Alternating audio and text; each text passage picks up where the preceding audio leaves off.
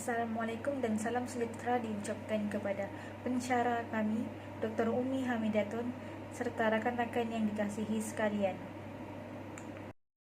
Saya Hasmirani beserta dengan 3 orang lagi rakan saya, yaitu Farihin, Hafizuddin, dan Nurin Hasya akan membentangkan hasil kajian kami. Tajuk hasil kerja kami adalah implikasi telefilm Titik Kayu kepada masyarakat bagi membentuk hubungan etnik di Malaysia. Kajian ini mengandungi beberapa bahagian-bahagian penting seperti pengenalan, bahagian A dan bahagian B. Telefilm Titik Kayu merupakan telefilm yang ditulis oleh Joe Siddiq bersempena dengan perayaan Tahun Baru Cina. Telefilm ini menumpukan tentang kisah kehidupan masyarakat di kampung nelayan yang terletak di Sekinchan, khususnya kaum Melayu dan kaum Cina. Objektif kajian ini dijalankan adalah untuk menyampaikan elemen-elemen kesepaduan antara kaum Melayu dan kaum Cina yang terdapat di dalam telefilm Titik Kayu. Seterusnya, menyampaikan peranan-peranan utama rakyat Malaysia dalam membina sebuah negara yang sejahtera berpandukan telefilm Titik Kayu. Kajian ini dimulakan dengan bahagian A, di mana topik ini akan menghuraikan sebab-sebab kenapa telefilm Titik Kayu ini terpilih sebagai tugasan serta menceritakan sinopsis ringkas telefilm. Seterusnya, saya akan membentangkan tentang mengapakah telefilm ini dipilih sebagai tugasan. Antara sebabnya adalah: yang pertama, menepati kehendak tugasan yang diperlukan dalam pelaksanaan tugasan bertulis. Telefilm ini mempunyai penekanan dalam elemen perpaduan serta mengisahkan persahabatan antara seorang lelaki dewasa yang berbangsa Cina dan seorang kanak-kanak yang berbangsa Melayu. Sebab yang kedua adalah kerana telefilm ini memaparkan kisah-kisah kehidupan masyarakat yang hidup aman dan harmoni. Telefilm ini mempunyai nilai kehidupan masyarakat serta menunjukkan bahawa perbezaan bangsa dan agama adalah bukan penghalang untuk hidup aman dan harmoni. Yang ketiga, telefilm ini juga dipilih kerana penerapan nilai-nilai positif dalam kalangan penduduk kampung. Telefilm Titik Kayu ini banyak memberi nilai positif yang dapat memberi contoh kepada penonton dan mereka dapat mengamalkan nilai-nilai positif tersebut bagi membentuk masyarakat yang aman dan harmoni. Nilai-nilai positif yang disampaikan dalam telefilm ini ialah nilai-nilai asas untuk membentuk masyarakat yang aman dan harmoni, tidak kira di luar bandar maupun di bandar. Nilai ini dapat diaplikasikan oleh rakyat Malaysia. Yang keempat, ia berkait rapat dengan nilai rukun negara. Telefilm ini berkait rapat dengan rukun negara yang kelima, iaitu kesopanan dan kesusilaan. Kesopanan membawa maksud nilai hormat ataupun budi bahasa, manakala kesusilaan merujuk kepada personaliti ataupun tingkah laku seseorang. Nilai ini kurang diterapkan dalam masyarakat hari ini, terutamanya golongan remaja.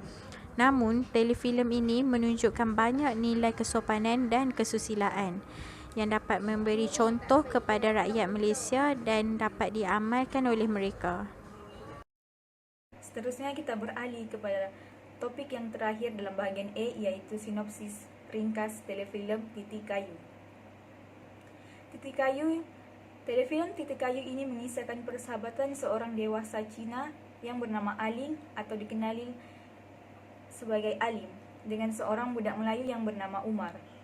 Konflik ini bermula apabila Alim sukar mendapatkan bantuan kerana jarak rumahnya yang agak jauh dari rumah penduduk kampung yang lain.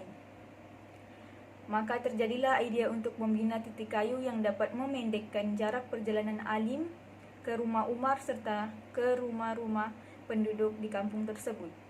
Namun, idea Alim dan Umar menyebabkan terjadi beberapa konflik sesama penduduk kampung dan pada akhirnya idea mereka dipersetujui oleh ketua kampung tersebut. Topik yang seterusnya adalah bahagian B.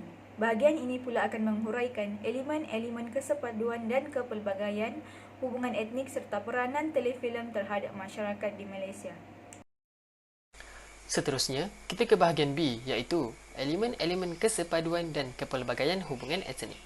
Di antara elemen-elemen yang diterapkan ialah sifat kerjasama yang ditunjukkan walaupun berbeza agama dan kaum, keprihatinan yang wujud dalam kalangan penduduk kampung, sifat saling menyayangi sesama manusia dan yang terakhir ialah hubungan yang akrab dan mesra walaupun berbeza bangsa. Elemen yang pertama ialah sifat kerjasama yang ditunjukkan walaupun berbeza agama dan kaum. Malaysia terdiri daripada pelbagai bangsa, antaranya ialah Melayu, Cina dan India. Sikap tolong-menolong perlu diamalkan oleh masyarakat untuk memupuk cara hidup yang baik dan bertimbang rasa. Nilai ini jelas ditunjukkan apabila Ahlim dan Umar bekerjasama untuk membina titi kayu bagi memudahkan perjalanan mereka walaupun mereka berbeza bangsa dan agama. Elemen yang kedua ialah keprihatinan yang wujud dalam kalangan penduduk kampung. Sikap prihatin perlu dipupuk dalam diri masyarakat untuk mengekalkan keharmonian antara kaum. Dalam telefilm ini, Pak Samad yang merupakan ketua kampung amat prihatin tentang situasi yang berlaku.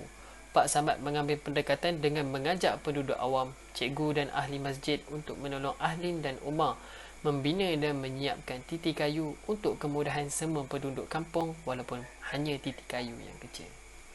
Elemen yang ketiga iaitu sifat saling menyayangi sesama manusia. Sifat kasih sayang ini jelas ditunjukkan oleh keluarga Umar dan keluarga Aling. Walaupun berlainan bangsa dan agama, namun Umar memanggil ibu Ahlin dengan panggilan mak kerana Umar sudah lama kehilangan kasih sayang daripada seorang ibu, iaitu sejak daripada beliau kecil lagi. Elemen yang keempat dan juga merupakan elemen yang terakhir iaitu hubungan yang akrab dan mesra walaupun berbeza bangsa. Perkara ini jelas ditunjukkan oleh Umar dan Ahlin. Walaupun mempunyai jarak umur yang jauh dan juga daripada bangsa yang berbeza, namun ia bukan penghalang untuk mereka terus bersahabat dan bukan menjadi sebab untuk mereka memutuskan persahabatan yang telah lama dibina sejak daripada Umar kecil lagi. Kemudian, kita pergi kepada peranan telefilm Titi Kayu terhadap pembentukan hubungan etnik di Malaysia dari aspek ekonomi, politik dan sosial.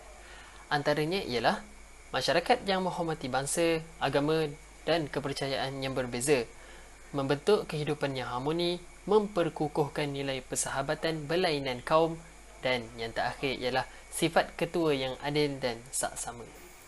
Peranan yang pertama ialah masyarakat yang menghormati bahasa, agama dan kepercayaan yang berbeza. Malaysia mempunyai pelbagai bangsa yang menyebabkan terdapat pelbagai bahasa pertuturan yang berbeza dalam setiap bangsa serta mempunyai pelbagai agama dan kepercayaan yang berbeza-beza. Setiap individu harus menghormati agama lain meskipun mengalami saat-saat sukar dalam hidup. Contohnya, Ahling amat menghormati agama Islam walaupun beliau amat memerlukan bantuan. Ahling tidak menyerbu masuk surau saat penduduk kampung yang lain berada di surau menunaikan kewajipan sebagai seorang Muslim. Sebaliknya, Ahlim menunggu sehingga mereka menyelesaikan solat walaupun Ahling amat memerlukan bantuan ketika itu. Peranan yang kedua ialah membentuk kehidupan yang harmoni. Ahling merupakan seorang yang berbangsa Cina peranakan. Penduduk kampung tidak menindas Ahling. Ahling menerima layanan yang baik dalam kalangan penduduk kampung walaupun Ahling berbangsa Cina. Penduduk kampung tetap memberikan bantuan kepada Ahling, malah penduduk kampung tidak meminta bantuan daripadanya.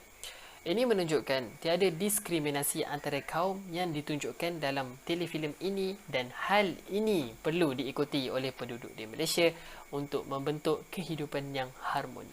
Peranan yang ketiga ialah memperkukuhkan nilai persahabatan berlainan kaum. Kaum yang berbeza bukan menjadi satu halangan untuk persahabatan diwujudkan. Perbezaan kaum hanya dijadikan alasan untuk kita tidak bergaul dengan kaum yang lain.